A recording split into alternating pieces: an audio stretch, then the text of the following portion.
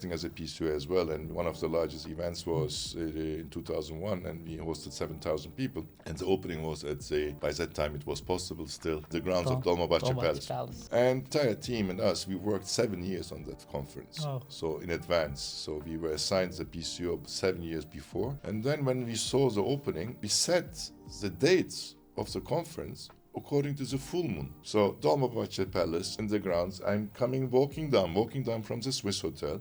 I saw, and I'm a little bit late because I was not needed there. So the guests are already there. The fireworks, the full moon, everything in the amazing setting of Dolmabahce Palace. I was in tears when I saw that moment. I mean, from when you walk down from Swiss hotel down to Dolmabahce, that's one of the moments. After the 7 years of work. Yes. And also the beauty of the setting, actually. I can under understand. full moon and so on. And the And everything palace worked and out the well. Bosphorus, exactly. So that Beautiful. was a good moment. But it's not just us surprising the clients, but also Turkey, the beauty of the Turkey itself does that too. So, Hasan, I have a question for you. When someone visits for the first time, a foreign visitor in Turkey, there is always something that they didn't expect. So what surprises them the most in Turkey? Well, let me start with the perception perspective, because that's what our biggest challenge is. Turkey, as I said earlier, is a secular country, where it happens to 90% of the country is Muslim.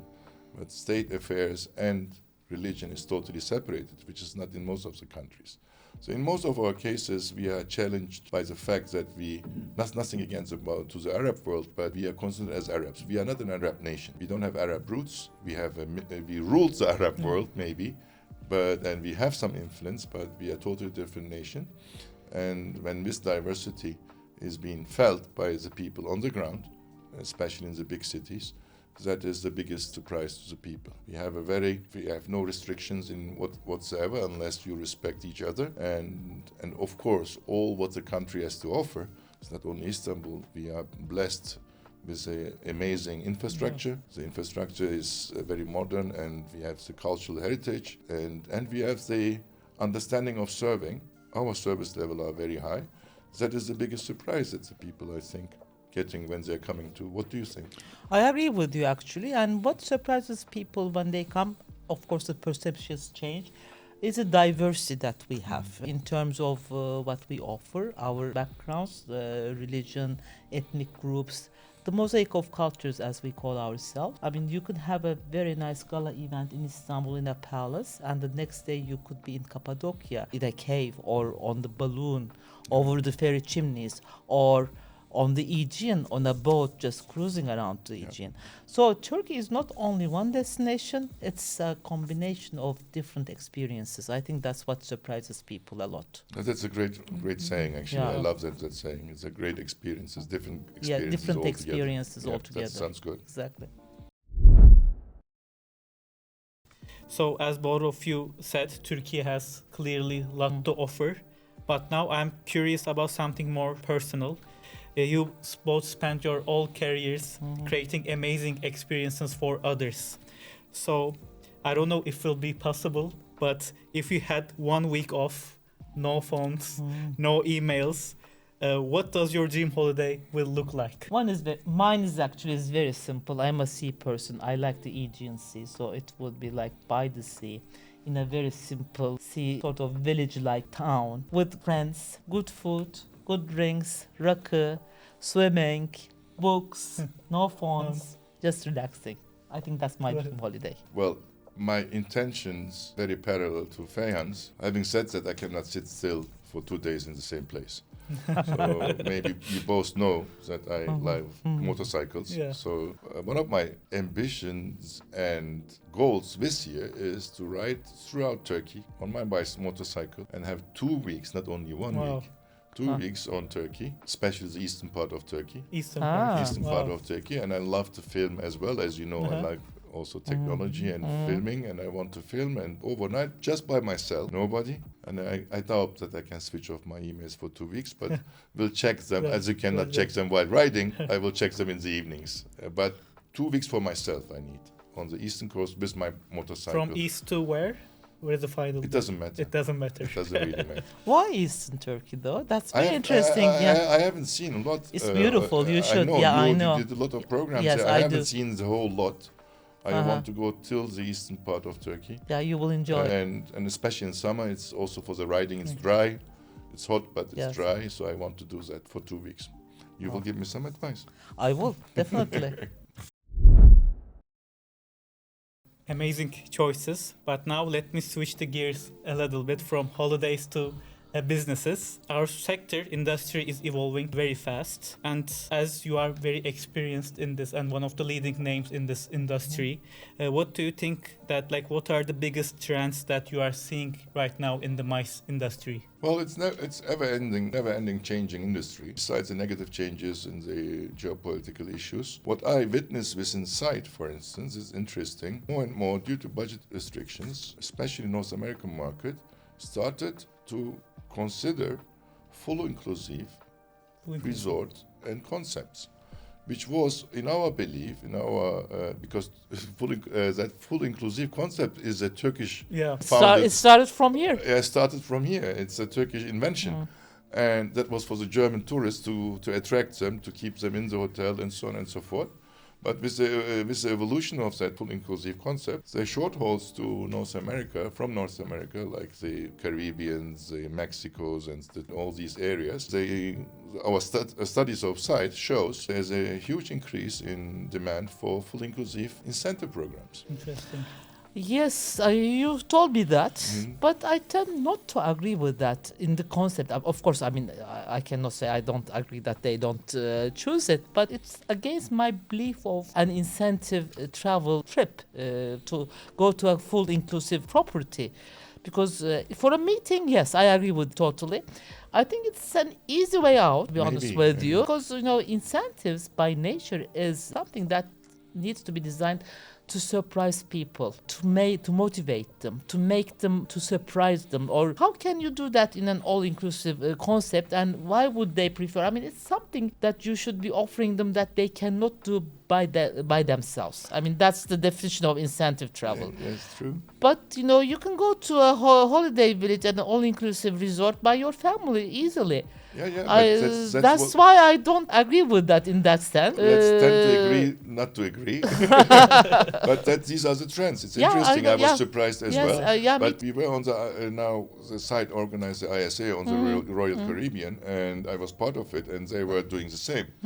I mean, you're on a boat with 7,000 people capacity. It's like a small Las Vegas. Yes. But they showed us that you can do, like in privatizing certain areas of the ship for that particular need and used it.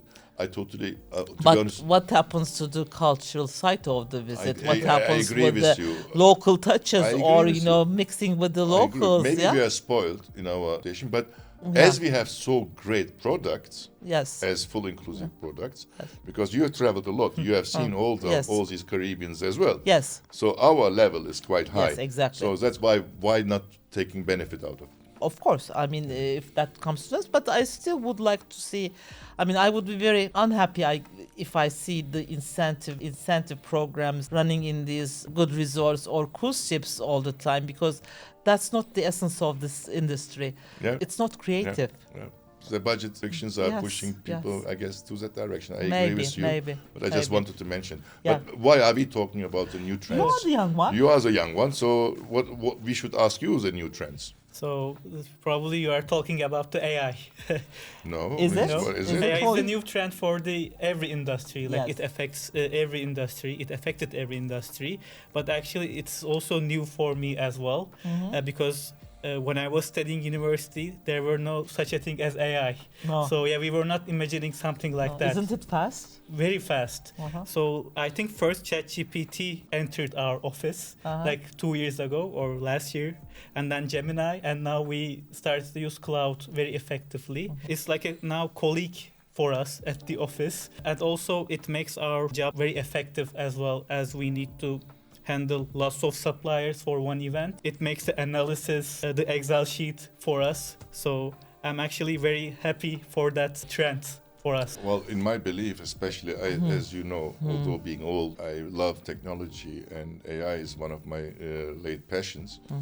And I believe that it's a huge different mindset bringing us in our business. Yeah. It will not affect our business negatively. Definitely. It will only enhance it and help us much more. And if we don't adapt in our small companies or larger associations, we will be eliminated. We need to get ready, not only in level of ChatGPT, or we need to have in our full integration in our offices for these AI tools that enhance and helps what usually standardized business is done by manually.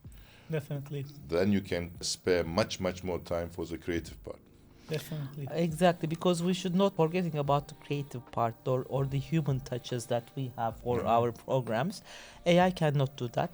At least for the moment they can, but I agree with you both. Really speeds up the efficiency. I maybe they have realized that I am a more personalized sort of a person. I spend so much time on my emails, think about every sentence and everything. But I also realized that I could speed myself up with ChatGPT, let's say, giving the correct prompts. Then I take it and correct it. But at least it makes me like, if I spend like 2 hours writing an email, now I can do it in 15 minutes, but with my own, personalized approach. Also, like for programs, for things, it's, operational wise, it's very good. Yep. It's very efficient, but still, we still need to have our human touch and creativity into the programs. I think.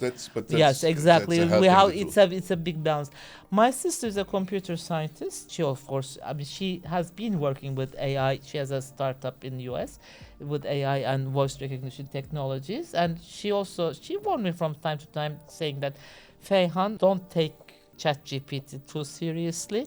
It is programmed to please you, because I love it, because he likes they like everything I say, beautiful ideas, so submissive, right?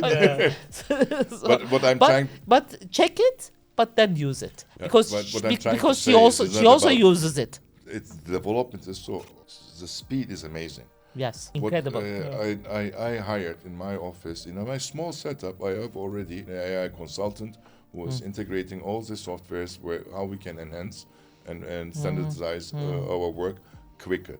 So the team can, as you said, spare much more time for the creative side. Yes. It's not only about writing emails. And anything else? What are the other trends that you think? I think AI is the last trend that in my mind, because I am also very passionate about it. But also for the travel experiences, for the new generation, Gen Z, I think it's called. I'm the part of it as well. We look, for more, how can I say, the more local experiences rather than more like a Googleable experiences, let's say. We are more now seeking for more local dinner experiences, maybe staying at the boutique hotel. I don't know, maybe seeing the different parts of Turkey, because many people now see Istanbul, but now they wander Cappadocia, for instance. Bodrum is a huge new place for them as well. So now they are looking for new local experiences rather than their parents maybe experienced it. Exactly. Probably for you, luxury is not going to a 5-star deluxe property, but as you said, something small, unknown, undiscovered.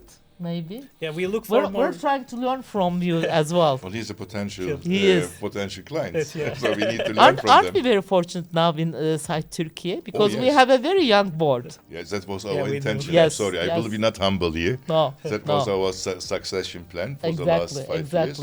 And thanks to you, we managed to have very proud. During your period, we managed to have such beautiful young leaders who are already showing a lot of impact.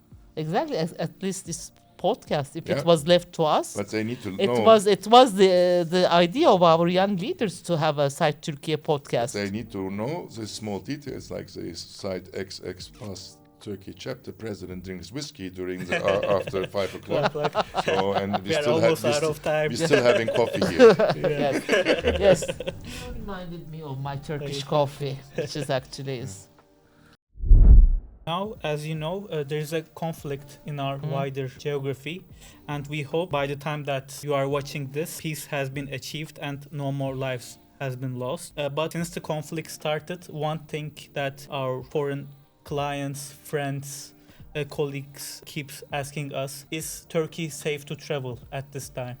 So Hasan, how do you respond to that question? Well, obviously, for the last, I think it's now beyond almost a month. Yeah. It's already It a is. month almost, and we are constantly replying to the concerned side, part of our clients.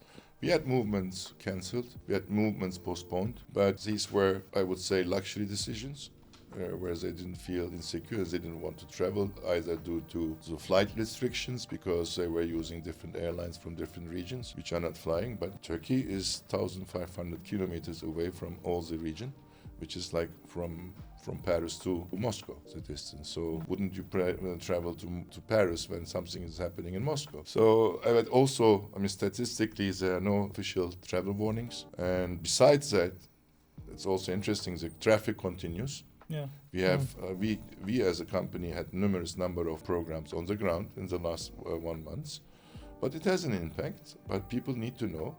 Also, from the state perspective, Turkey is the only country who's negotiating on both sides, who can talk to both sides, and we keep ourselves in that neutral area and try to be active in the peacemaking process. It's an unfortunate situation. I'm very sorry for our friends in the regions, because we were just in Abu Dhabi when we and for the global conference, and it was such a great success for Abu Dhabi. And now Abu Dhabi, Dubai, and all the regions, Jordan, and everybody is suffering from more than us, definitely. But hopefully peace will come soon. Yeah, I cannot, she covered it quite well. The best way to get over this misperception is to come here, because as Hasan said, events are running, people are coming, groups are operating. We would have the football championship very shortly, next month. Championship final here. Final here. Actually, it's always a top security, so they have not cancelled out. As he said, yes, we had some programs either cancelling but mostly postponing, and we understand some of them have flight restrictions, they cannot come, but we're far away from this region, we're neutral, as Hasan said, so the best way is to come here and to see yourself. It is sound and safe, and you do operate, and everything is up and running. There's no restrictions or whatsoever. That's the maximum that we can say about this, and we respect every decision, but but people have to be fair as well. In that respect. Definitely. Yeah. We are now almost out of time, but before we go, is there anything you would like to say to the global MICE community? Yes. First of all, I actually would like to thank you for organizing this, and also thank the Turkish chapter. We have a very young chapter nowadays, and this podcast idea came from the chapter, and we were honored to be the first speakers on this podcast. So we really, for the global community, yes, we have some conflicts, but I think we will go through that all together. What was it? Together we're stronger. Together we are stronger. As we used to say during the COVID. This is not COVID, but also a crisis for all of us. So we're there together. And through Site Global, we learned about trusting the young leaders and the young generation, getting to know them. And I'm very happy that, this is initiated by Site, so that we get to know these young people and to work with them, cooperate with them. So I think the future is bright for us. You sound like that you just walked in. I'm sorry. Don't be humble. Don't be humble about it, because this succession plan was built together. You, me, I won't be humble. Cantek and Feyhan, Janet. I'm sorry. We all planned that, and that was our intention, to hand it over to the young leaders since the beginning, and it's already a long journey of 10 years. And I would like to thank you actually for initiating this and having and including these young leaders into the new board level. And we were boring anyway, so. Yes, exactly. Now it's our time. Yes, exactly. But you are leading them still, so. Yeah, exactly. Well, thank you for joining us. I hope you were not boring anybody, but I had fun, so yeah, I hope it was you... a wonderful conversation. I think it was a day that I will never forget. Thank you so much for coming up again for our first episode. And to everyone listening, we will back next month with new guests, with a new moderator, and with new stories as well. Thank you. Thank you. Bye bye. Bye bye.